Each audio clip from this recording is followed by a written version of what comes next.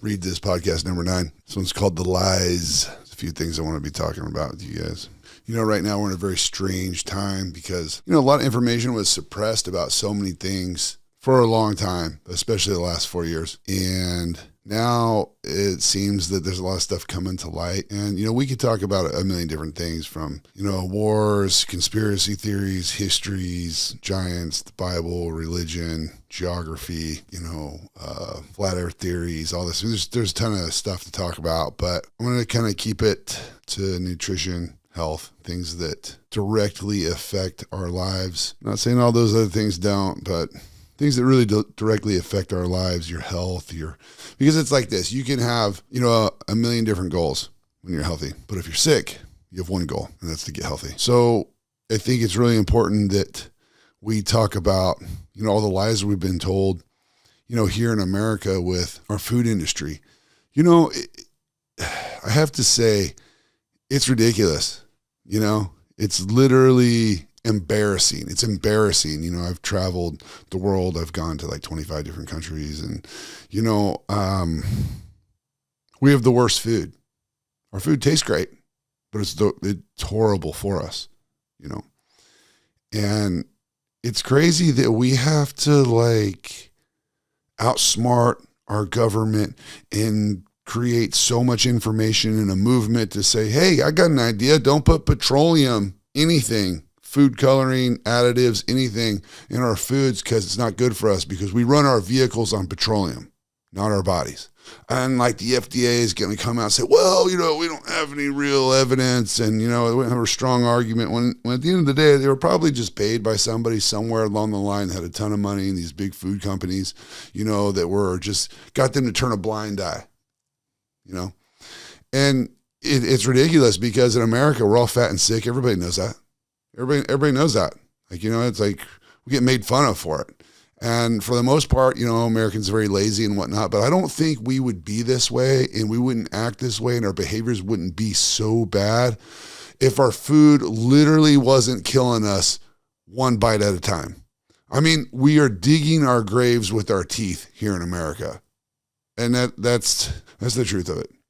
So, let's just kind of dig into it a little bit. Let's get started. So, cholesterol. For a lot of you that don't understand a lot about cholesterol, there's been a lot of myth around cholesterol. And now that I realize there's just been lies about it, that's why there's so much myth and it's hard to understand. Typically your total cholesterol is measured by LDL and HDL, low density lipoproteins and high density lipoproteins. And the way this works is they're carriers for cholesterol. It's like having a van with one person driving an empty van. That would be an LDL cholesterol. And then it's like having a van just packed full of inventory or, items, that's HDL cholesterol.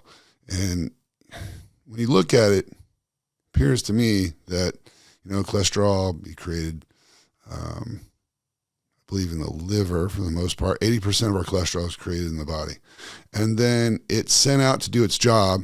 And after it does its job, because cholesterol is used for so many hormones in the body, if you take the word cholesterol and you get sterol, it's steroid, and there's steroid hormones in our body, and testosterone and also estrogen are steroid hormones, So all you ladies that are taking birth control, you're taking steroids.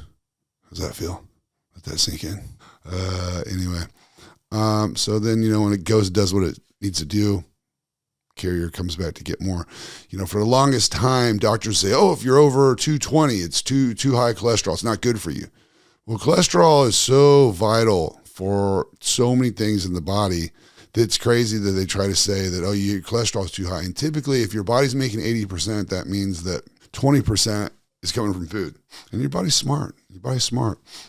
Because it deals with hormones the way that it is. Like if you eat too much cholesterol, your body's going to make less. Okay. So if you have really abnormal cholesterol markers and things like that, chances are it's because your diet is very poor. So it turns out that sugar is a big factor that affects your cholesterol. And so you're probably eating like shit. So there it is. I did see a study, however, by the same guy, Nick, that, made the study about the eggs. He did a study recently on Oreos, and somehow with this study with Oreos, he proved that it dropped his cholesterol by 75%. That's crazy. There's like not a drug out there that can do that. So I don't know what this means in terms of what's next, but I tune in with this guy all the time because he's a brilliant guy. He's very curious. He asks curious questions. He's really smart. He's doing all the right things, you know, does his due diligence. He's fun to listen to because he's got a ton of information always. So that's great. But doctors for the longest time would put you on statins and try to get your cholesterol to come down, saying that,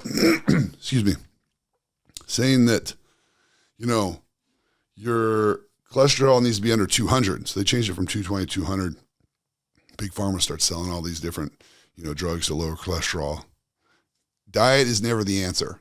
Diet's never the answer. And this is where I scratch my head with doctors. I'm like, the fuck is wrong with you? They send you to school and you think that people just magically have cholesterol problems, so you're just going to write them a script to fix it? Like, you know that ain't the answer. Come on. You know that ain't the answer. You know, then they'll say, oh, well, it's hard to get somebody to stick to a diet. Well, so what? So fucking what? Say, hey, guess what? You eat like dog shit. You eat like a child. You know, you're going to have to change that. This is how you need to eat. It's going to fix all these problems you have. No, they just write a script, say, okay, get out of here. You know, get their office visit, get their insurance money, you know, get them in a loop, come back in a month, see me later, get another payday. You know, it's like, it's ridiculous. But there was a doctor out there who did a study, said that anytime somebody has under 185 cholesterol, they're going to get cancer. Within 10 years, they're going to have cancer, probably more than one. So this whole idea of cholesterol, like, eat lots of cholesterol. Eat lots of cholesterol, okay? Like, don't be afraid of it. I ate eggs my whole life when everyone was telling me, oh, eggs are bad. You know, they'd say, eggs are bad. And I said, well, I feel good when I eat eggs. I feel good when I eat eggs. And I train all the time and I lift weights. So I just feel like eggs help me, you know? Everybody say, oh, they say you don't want to eat too many of them. I'm like, who's they? Like, who are you? You're not even in shape. You're just regurgitating some shit that you heard somewhere. And that's what people do. You know, it drives me crazy because that's what people do, you know? You know what I mean? Like, I'm trying to eat good and do everything right, even when I was younger, because, you know, I go to the gym, I want to crush it, you know, so I want to perform, I want to grow muscle, you know, come back, bounce back. So sodium, cholesterol, there's that. So be thinking about that when you're eating cholesterol, I guess, or eating eggs. I guess eggs are now on the list of health foods with the government. Oh my goodness, they're good now. They're good. Okay, guys, just forget everything that we told you for the last 60 years. You know, don't even worry that we were wrong. We're right now. Now we're right. So go ahead and listen to us. We'll take all the credit, you know. And since they're now considered a health food, we're going to double the price of eggs. That's what we're going to do. We're going to double the price of eggs because now we know that you need these. And, you know, there's the only other way we can really kind of fuck with your health is if you can't afford to buy the good stuff. So that's where we're at. Like, if you're wondering why the price of eggs went up, that's what it is. Like, don't act like it's something else. Moving on. Sodium. Sodium is your main electrolyte in the body. People are like, what are electrolytes? Electrolytes are really responsible for signaling, muscle firing, contractions, all kinds of different things in the body. This is why athletes need so many electrolytes, because you're burning through them, because every time your muscles are firing, there's chemical reactions going on there. Electrolytes do a lot. Sodium takes the blunt of that. We were told, American Heart Association said 2,300 milligrams of sodium is all that is necessary for your diet. Anything over that is going to cause high blood pressure, so you better not do that. It's a bold-faced fucking lie. It's a bold-faced fucking lie. So fuck you, American Heart Association. Fuck you. Fuck everyone on your board. Fuck everything you've been doing. Because you know the truth and you decided to lie to everybody. Because the truth is, study came out, tested 500,000 people. Tested 500,000 people, followed them around for like 6 months to a year or something. And they found out everyone that had over 6,000 milligrams of sodium in their diet daily had lower blood pressure than people that had less than 2,300 milligrams of sodium. And it went from there. And then they said, it went on to people that had 9,000 milligrams of sodium or more in their diet had better blood pressure still. How does that feel? How does that feel? Know you're lied to. You know when you go, if you get hurt and you get thrown in an ambulance, they stick an IV in you. You know what they stick in you? Saline, 6,000 milligrams of sodium. If you're having a heart attack, they give you 2. Trying to drop your blood pressure, get everything dialed in. How does it feel? Know you've been lied to? Bold-faced lie. We're supposed to believe these people?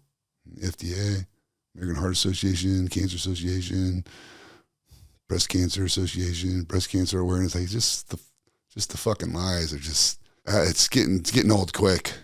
You know, I got a feeling that a lot of these things are really coming out right now because what you're going to see, I'm going to predict the future. What you're going to see is you're going to see AI come out and give us all the answers and be like, oh yeah, no, this could easily be cured with this. This could be cured with that. And this is caused by that. And this is caused by that. And eat like this, don't eat like that. I'm also waiting for AI to come out and improve my principles in the supernatural lifestyle is right. Performance nutrition, something I figured out a really long time ago. I can't wait for AI to come out and say, yep, this is how you do it. That's another story. But let's move on. Testosterone. It's the boogeyman, right? It's bad for you, right? Guys, it's bad for you. You don't want to take tests. You got to take the rest of your life. It's bad. It's going to make your hair fall out, prostate issues, all kinds of bad. It's toxic. It's all these things, right? Oh my God, it's just bad. So bad. So bad. Well, how come guys with like low testosterone still lose their hair? How come 1 in 3 men are going to have a prostate issue over 50? Is it because they're taking testosterone? No. Testosterone gets blamed for everything because testosterone is the God hormone in the male body. And because it is that way, it will fix so many issues. So obviously, if you have $1 trillion industry that makes money off selling meds to sick people, you want people sick. You want them to have diabetes, you want them to be overweight. You want them to have high blood pressure. You tell them don't eat sodium. You're going to tell them that, a certain amount of sugar is okay. FDA is trying to say that like 10% of sugar is okay in like a baby's diet nowadays. It's like, who paid you to say that? Like, I want to know. Like, who paid you to say that? It's crazy. Like the shit that's out there. But let's just focus on what I really want to get this point across. So if you go get your blood work done, chances are if you get your blood work done with a general practitioner, somebody that sees you all the time is looking you over and you say, hey, I want to get my blood work done. These motherfuckers don't have any idea about testosterone. Typically, they've never fucking been to the gym, If they have, they don't eat right, you know what I mean? And if they do, they still haven't studied hormones. Endocrinology. Endocrinologist is what you need, but you don't have to specialize in endocrinology if you just specialize in anti-aging hormones and things like that, because over time you're going to figure it out, trial and error. When you're dealing with people's blood work and you get people to come in constantly and do blood work, you can say, okay, we're going to try this. And then we're going to deal with your diet. And we're going to have you exercising, doing everything right. And then you watch their blood work. They come back a month later, do it again. Like, oh, okay, we're getting there. Cool. This is better. Well, this still in there. You make little tweaks, right? I work with Summit Rejuvenation. These guys are fantastic out of St. Louis. They're a nationwide company, With them, they are a wealth of knowledge and, great guys and a ton of fun, period. But they're a wealth of knowledge. And so, I got links in my bio and all that. You guys can click it and go there. This is who I deal with because I like the way they do things. They don't just go by the blood work. They also go by how you feel. And it's important to go by how you feel. And why would I say that? Why is that important? Why is it just a blood work? Well, let's think about it for a second here. What doctors recommend is in range. Your testosterone, if your testosterone is from 400 to 1,000, you're in range. That's fucking ridiculous. Like if you were taking a test, like you could get like a 40 on the test and you pass. It's stupid. And it's like, well, why is it that way? Well, I don't know. Why is it that way? More lies? Sure, more lies. Definitely. And then we got to come back to what's the significance of this number 1,000, total testosterone score. 1,000, where'd they get that? Fuck, I don't know where they got it. I really don't know where they got it because I get my blood work done and, my testosterone would be really high. And yet all of my markers are perfect. I have immaculate blood work. So maybe my testosterone isn't really high. Maybe it's right where it's fucking supposed to be. You see what I mean? It's like, all right, let's just say figuratively, somebody had a testosterone score of like 1,500 or 16 or 1,700. Doctors, especially your general practitioner, oh, that's way too high. That's way too high. We got to have it come down. Well, let's just not look at that number. Let's look at all the numbers. Let's look at your cholesterol. Let's look at hemoglobin, hemocrat. Let's look at all of your numbers for your liver. Let's look at your kidneys. Let's look at all these things. And if everything's good, look at your blood pressure. If everything is good, well then, if everything is good, then maybe it's not high at all. So like, how do you know? So whatever you guys have been told, and then people say, oh, I have prostate issues. Well, have you decided to take a DHT blocker? You know, saw pot middleberry was like one of the first things to ever be out and about for that. But, you know, there's even more powerful stuff called finasteride. 1 milligram is typically what's given to men for hair loss because it's a DHT blocker. Now, when you block DHT, there's two things that DHT really tends to screw up when it crowds the cell and attaches itself. Hair follicle and your prostate. So by blocking DHT, which is dihydrotestosterone, it's a byproduct or a conversion from testosterone. So higher testosterone typically would mean higher DHT conversion, but some people just have high conversion regardless. You know, I mean, how many guys you know that are like balding? These dudes are like in their 20s or 30s, you know, and they don't take nothing. This is what it is, you know what I mean? So some people just, that's where it is, and like it's not blame testosterone for it, you know? And all you have to do is take a DHT blocker and then things will turn around. You know, finasteride, 5 milligrams for prostate, do that once a day. There's a guy that I met at the gym, older guy, wanted to take tests. He's waking up 4 or 5 times a night taking a piss. And he said, I can't take tests. My prostate's so messed up. I can't sleep through the night. It's been this way for like 4 years. You know, my doctor said I'm going to need surgery soon. And I said, hey, man, do me a favor. Tell your doctor you want to take finasteride 5 milligrams a day every day. Costs you like $12. Just do it. You say, oh, you think it'll work? I'm like, I know it'll work. Yeah. So I don't see that guy for like a month and a half, but I get a text message. You know, he had like a 7 PSA score. Anything over 4 isn't good. And he had like a 7, so it's almost twice as high as what you want to see with your PSA scores. And he calls me up and he says PSA score is down to like a 2.6, 2.4 or something. And he was pumped. He was so excited. He's like, man, I'm sleeping through the night. I feel great. He's like, man, I can't believe it. I'm so glad I met you and all this. And I thought, man, that's fucked up. His doctor didn't tell him that. And you know why his doctor didn't tell him that? I want to know the real reason. The real reason his doctor didn't tell him that is because he wanted to do surgery on him. He wanted to get paid to do surgery on him. And you're like, nah, Aaron, come on, that's fucked up. Okay. Well, I said, what did your doctor say when you told him you wanted finasteride and this is what you're going to do? I said, was he happy about it? Or did he get like sly and make some, you know, passive aggressive remark or something? He was like, well, it's funny you say that. Yeah, he was like, oh, well, if you ever stop taking this, all your hair's going to fall out. Fuck you, bro. You're a doctor? Nah, dude, you're a fucking hustler. Now, this ain't all doctors. Not all doctors are this way. But it's kind of known, you know, down here in Florida, there's a lot of old people. There's a lot of doctors that just run these old people through the mill and just hit their insurance for everything they can over and over and over and over again, surgeries, all this. And they're okay with it. The lies. Saturated fat, we were told saturated fat is bad. We were told saturated fat is bad because a long time ago, there was companies coming out, they were pushing sugar and seed oils and all these different things. So these different companies are like, saturated fat is bad. You want to use vegetable oils. That's what you want. You want to eat something that we've never eaten before in high amounts. We want to introduce that to the body. It's going to be way better. It's going to be way better for people. It's better for us. We're going to make money and it's going to be just fine. You know, we all got all this cotton, you know, we picked all this cotton. We got this cotton. Now we have these cotton seeds. We're going to smash it up. We're going to make cottonseed oil. We're going to get rapeseed oil. You know what I mean? We're going to safflower oil. We're going to get all these different, we're going to get some soybean oil. We're going to get all this. We're going to just smash it up. We're going to feed people this and tell them, you know what, don't eat saturated fat because that's what causes heart attacks, right? That's what causes heart attacks. All of a sudden, everybody starts having heart attacks. You can't make this shit up. Saturated fat, I mean, if you eat like on the carnivore diet, like I'm not pro carnivore diet, but I'm not against the carnivore diet. There's a couple things that don't make sense to me, but I like the idea of eating lots of meats. You know, at the SuperNatural lifestyle, I talk about eating all foods, whole foods. I could find a spot, just about any food, you know, in your diet, paired with the right food at the right time, give you a desired result. Okay. I like the idea that carnivore says eat all these meats, but I've never seen any carnivore animal eat fruits and mangoes and watermelons and apples and shit. So like, I don't know why you still call it carnivore if you're eating fruits. I think what you want to do is you just want to call it SuperNatural lifestyle. I think that's what you want to do. You know, because it's SuperNatural lifestyle. We eat fruits, lots of meats. You know, eat some veggies, you know.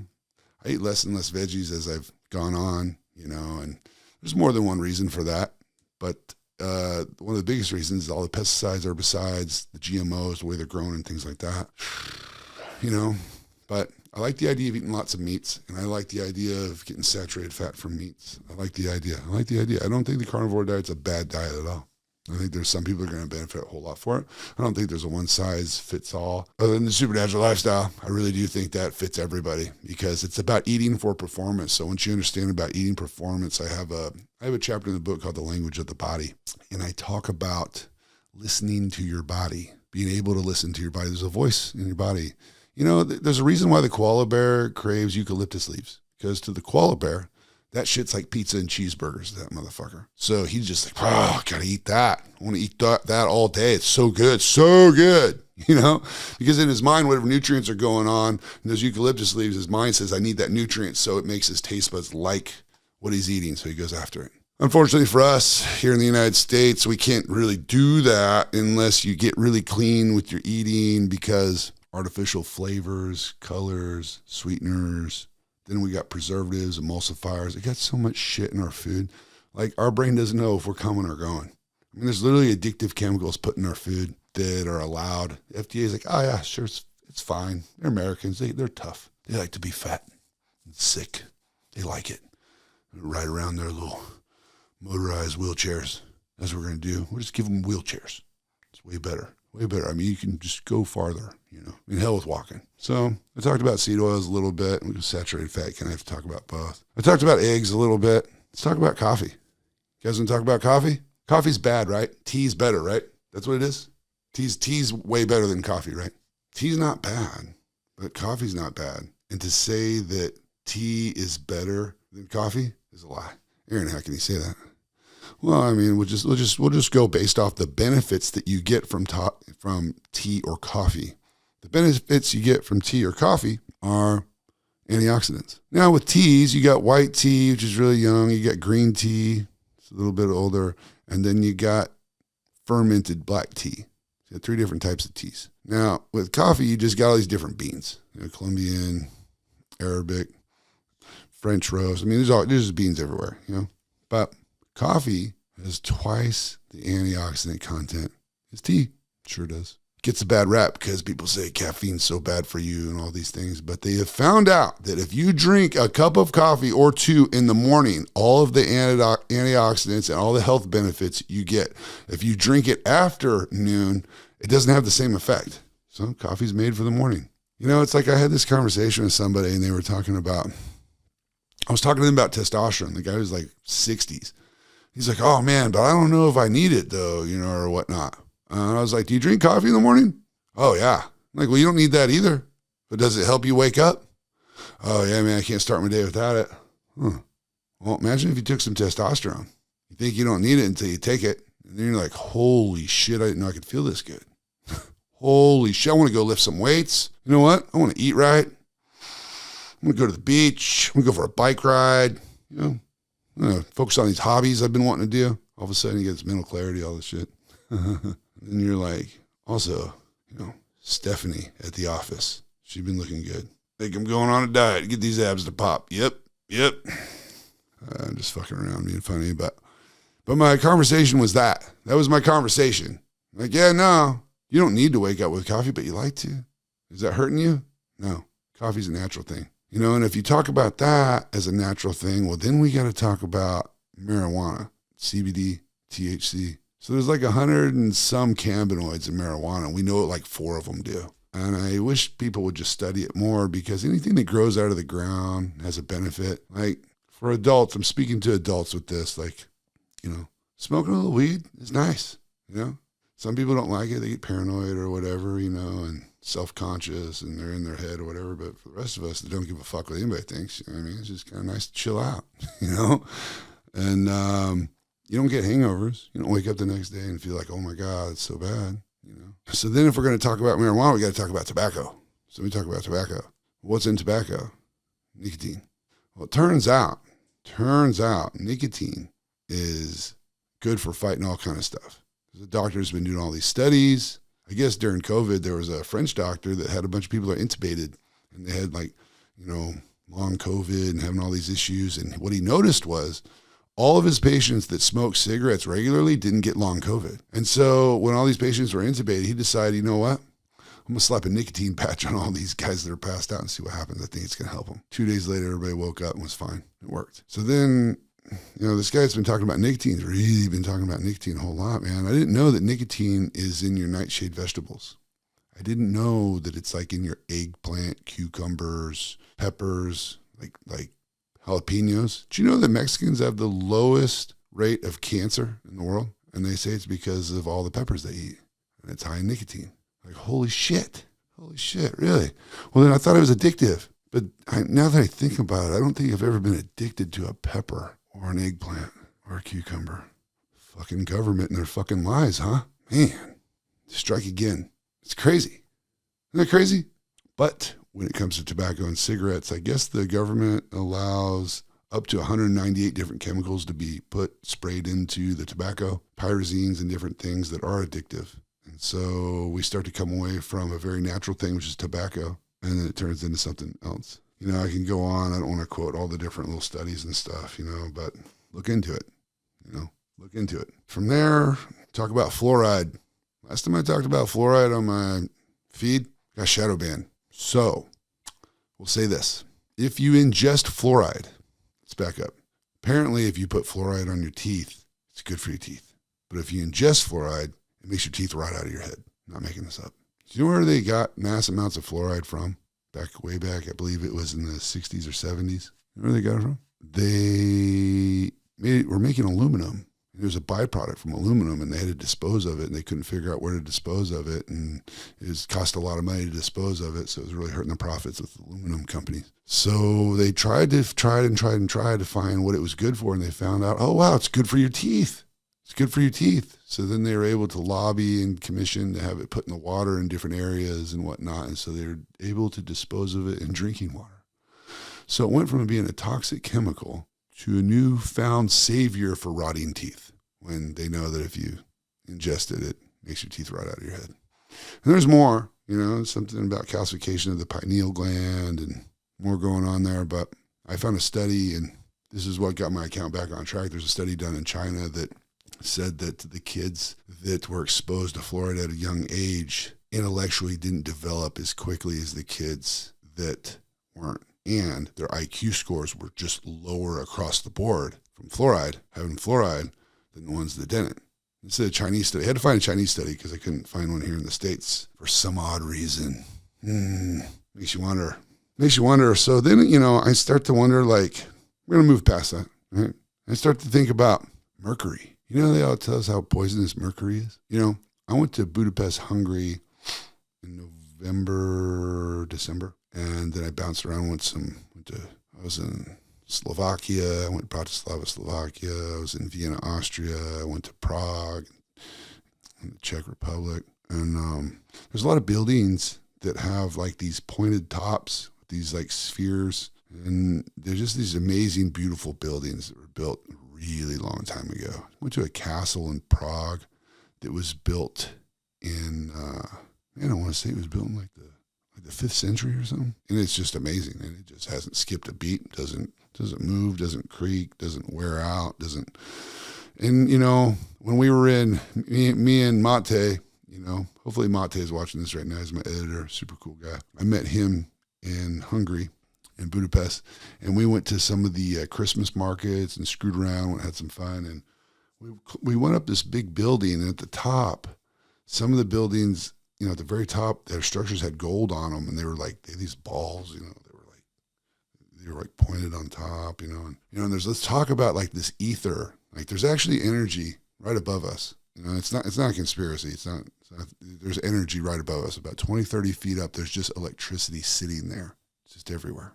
It's moving. It's free. It's all there, and you can take it. You could easily test it. You just take a volt tester, put some extenders on it. Same volt tester you test your battery with, and put it on a balloon and just send it up 20, 30 feet, and you'll see they'll start registering all kinds of volts. It's right up there. So, there's a lot of theories of these teardrop-looking structures that are pointed really high. They're stuck in the ether because these buildings are really tall, and then they are grounded with copper down to the bottom of the building.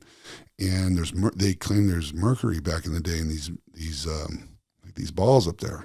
And I wonder because I recently seen somebody take mercury and stick a light bulb in it, and the light bulb just came on. It's like the mercury holds energy. So if you run electricity through mercury, like, the watery metal, like, yeah, it holds energy. And so now they're thinking that was the way we were harnessing free energy in the past. So I only bring that up because, we're told that mercury is so bad for us, and obviously I don't want metal in my body, and, they say it's toxic, but now I question everything. I mean, we've been lied to from everything from, salt, cholesterol, testosterone, saturated fats, eggs, coffee. I mean, fluoride, come on.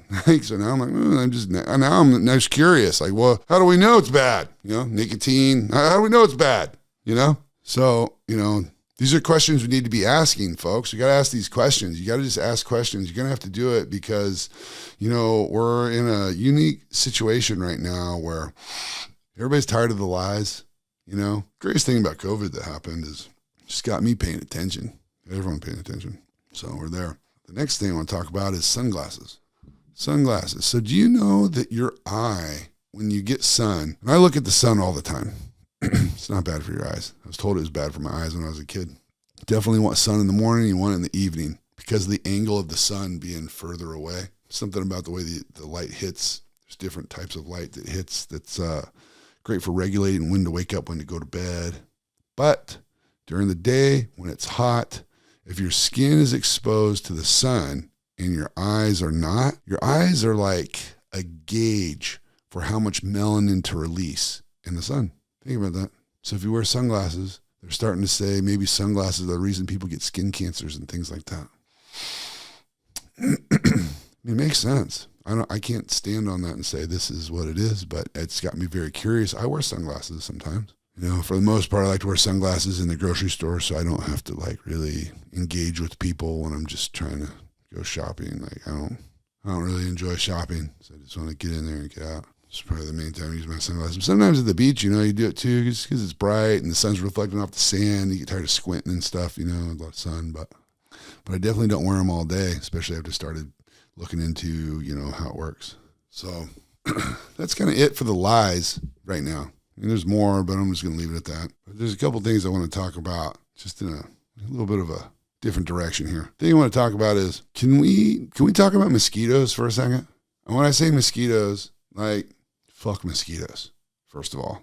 They are a pain in the ass, especially here in Florida, down here in the swamp, and everybody has screened in pools because of these mosquitoes. But did you know that mosquitoes are the number one killer in the animal kingdom, killing anywhere from 700,000 to 1 million people every year because of the diseases they carry, such as malaria, dengue fever, Zika virus, yellow fever, West Nile virus, malaria. There was a guy that came out a while back, and he says he has been able to genetically modify mosquitoes and release them into the wild so that they would breed. And when they would breed, all of their offspring couldn't reproduce. And so they would kill themselves off by breeding, and they would just kill themselves off. And, I recently heard that Japan is doing some crazy shit with human animal DNA. And everybody's like, oh, it's okay, I'm like, that's wild, first of all, and I don't think that's a good idea. I just don't think it's a good idea at all. I don't think that's good. I think that's what caused the flood with Noah, to be honest with you, is corrupted DNA, God's creation. It's no longer his thing. I think that had a lot to do with it. And I think it says, the times of Noah will come again when God comes back, and then it's not good. So I don't think that's a good idea. So I think if we scale back a little bit here and say, okay, we know we got this technology, let's put it to use for something good, okay? Let's put it towards taking care of these mosquitoes. Let's get rid of these mosquitoes. There's this CRISPR technology that they have, This guy was talking about he could do it. I think the guy that said you could do it, if you could just go ahead and do that, I don't care what the repercussions are. I don't. We got close to 1 million people dying every year from mosquitoes. If we end up losing some frog or lizard or whatever, we'll get by. You know what I'm saying? We'll get by. I mean, because people say, oh, well, the cure for cancer could be, well, we're not going to get that anyway.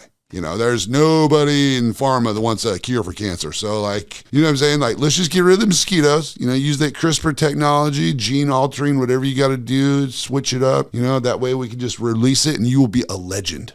people will remember you forever. And so we got to start having this conversation. Let's get rid of the mosquitoes. Like, think if we got rid of mosquitoes. Like, think about it. Like, that's one thing I love about, like, San Diego, California, is when you're close to the water and whatnot, there's no mosquitoes. No mosquitoes biting you. But out here in Florida, there's a lot of mosquitoes. There's a lot of mosquitoes. It's kind of a swamp out here. It is a swamp out here, I mean, the beach is the beach, but when you're not at the beach, it's a swamp. And, like, imagine what that would do for the real estate in Florida if we got rid of mosquitoes. Just saying. Something to think about. But we should start talking about it. Like, you guys are probably laughing. Like, oh, wow, he's really going in on that. No, I'm dead serious. If the guy can do it, let's get rid of the mosquitoes. Let's get rid of them. Like, what are we doing? You know what I mean? Like, is anyone going to miss mosquitoes? Anyone at all? You're like, man, I sure miss getting eaten alive when I'm trying to camp and have a good time with the family. Like, you know what I mean? Like, can we focus our talents on things that would actually be a real benefit? I mean, I don't think we need to, have half man, have half horse, embryos created and, embryos born with computer chips in their brain. I don't think we got to do all that, you know what I mean? But maybe just get rid of these mosquitoes. That'd be great. The last thing I want to talk about, this is also taking it into another direction, as I became aware that the Vatican gatekeeps over 52 miles of shelving holding ancient transcripts and records and all kinds of things from like the beginning of time. Like 52 miles. Like, who said you guys get to have that and we can't read it? Like, who said you, the church, the Pope, I'm personally not a big fan of, is like all this control? Because the person who has the knowledge has the power. So like, I don't like that. So why do you have it? We know what a lot of you guys be up to, and you behind closed doors, not good. Too many little boys and whatnot, hey, we're going to leave it there. But why do you guys have all the power? Like, this needs to be available to everyone. I want to know what's down there. I want to know what it is, You know what I mean? Like, when I think about there's 66 books in the Bible, it's a strange number to me. It's like an odd number. It's an odd number, And it's like, and then I find out there's all this information in the Vatican. Like, well, okay, what did King James throw out when he converted, the Bible from, I believe he converted it from Latin. What did he throw out? It was initially written in Hebrew. First translation was in Ethiopian. Whether you guys know that or not. Christianity is not a European religion. Anyway, but I would like to know what the Vatican has, And while we're at it with that, I'd like to know what the Smithsonian has. Like, why do you have all the giant bones? Why do you have all the bones of the giant? Why do you take all the giants that were found everywhere? Why hide the giants? Because it screws up the evolutionary theory that we evolve, that we're small and getting bigger, not bigger getting smaller? Is that what it is? Or does it just prove everything, in the Bible that was right? Like, what was the deal? Why steal the giant bones from everyone? Just questions I have, questions you should ask yourself, Because Einstein said, it's unusual for a man's curiosity to outlast his formal education. So you have to stay curious. Always stay curious. Still don't know how the pyramids were built. We didn't have cranes big enough to do it. Maybe people were much larger back then. Or maybe there were some people that were larger. If you look at the hieroglyphs, it shows pictures of giants in the hieroglyphs. I'd really like to go down there. I think the best thing you could do is probably go to the hieroglyphs yourself and bring like 100 like kids around 10. And just let their imaginations look at the emojis. Because that's basically what hieroglyphs are, like emojis. You know what I mean? Like, how many times somebody send you a message and you send them back a laughy face? You know exactly what that means, Imagine enough kids looked at that as all those hieroglyphs, they saw it as emojis. That's why whoever wrote them on there was like, oh, we got to remember this. And so we'll write it this way so we don't forget, And all we need is our imagination. So, because they're all pictures there. We just got to look at them. It'll probably let us know what's going on. I mean, it's a really genius way to write down some information. Like, we'll just write pictures. That way they'll be able to get this later, even if they don't know our language. And then we're like, what is that? Why is this guy so big? This guy's so big and everybody else is so small next to him. Clearly he's a giant. They're trying to let us know he's a giant. There's like this huge giant guy carrying blocks on his shoulder. It showed that on the hieroglyphs. I'm like, maybe that's how it went down. Maybe there's giants moving those blocks around. Maybe that's how it went down. But what do I know? So that was it. I wanted to finish on a fun one because, it's fun to think about the pyramids. For me, that's one of those things that I need to go see myself and check it out. And It's really cool. But there's pyramids everywhere. They're starting to find out there's been pyramids all over the world in different areas, and they all line up with the stars, and it's like a whole thing. There's that. So let's recap real quick. We talked about cholesterol, sodium, testosterone, saturated fat, seed oils, eggs, coffee, fluoride, mercury, nicotine, sunglasses, mosquitoes, Vatican, and pyramids. Got there, But whole point of this podcast is just to stay curious, ask questions. There's nothing wrong with questioning things because, truth is truth. You know what I mean? So, but when it comes to our health, just know that in America, like everything we're doing is wrong. Like, thank goodness there's some people out there, and, Robert F. Kennedy Jr. is, got a lot of responsibility on his shoulders to try to make things happen, but we're so far behind. It's like, after I've traveled and eaten food in other areas, it's crazy how you can eat breads and pastas and drink wines and eat cheeses and gelatos and whatever, and it's like you feel fine from food, but our food isn't food. It's like fake food. So that's why I wanted to make this little podcast, talk about it. So for everybody tuning in, if you guys have questions, there's multiple platforms. You can shoot me questions of if you'd like to hear different things on the podcast or different people you'd like me to have on the show. That would be great because we're going to keep this rolling, and it's 2025. We're just getting started. Thanks for tuning in. Eat right, train hard, stay focused. Don't be a sissy.